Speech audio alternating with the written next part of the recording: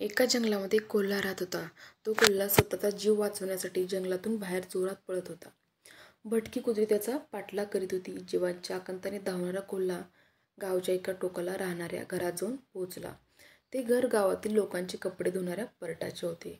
त्या परटाने कपड्यांना नीळ देण्यासाठी एका मोठ्या भांड्यात भरपूर नीळ आणि पाणी एकत्र करून ठेवले होते. कोल्हा परटाच्या घरात पोहोचला आणि त्याने सरळ खिडकीतून उडी मारली. कोल्ह्याची उडी नेमकी निळीच्या भांड्यात पडली. कोल्हा त्या भांड्यात लपून बसला. पाठलाग करणारी कुत्री घराबाहेर घुटमळली आणि थोड्या वेळाने निघून गेली. सकाळ होताच कोल्हा घराबाहेर पडला आणि जंगलात पळून आला. आपला रंग निळा झाला हे त्याला माहीतच नव्हते. कोल्हा जंगलात पोहोचताच त्याला बघून अनेक प्राणी पळून गेले. निळ्या रंगाचा प्राणी ते प्रथमच बघत होते.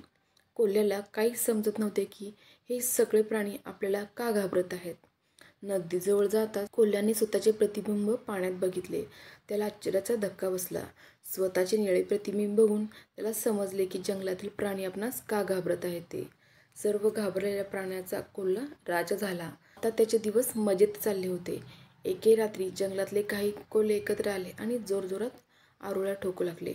निळा कोल्हा स्वतःचे राजेपण विसरून ओरडू लागला. निळ्या कोल्ह्याचा आवाज ऐकताच जंगलातील सर्व प्राण्यांना त्याचे खरे रूप कळाले. आपण मूर्ख बनलो हे प्राण्यांना कळले. सर्व प्राणी एकत्र आले आणि त्यांनी त्या कोल्ह्याला जंगलाबाहेरून हिसकून लावले.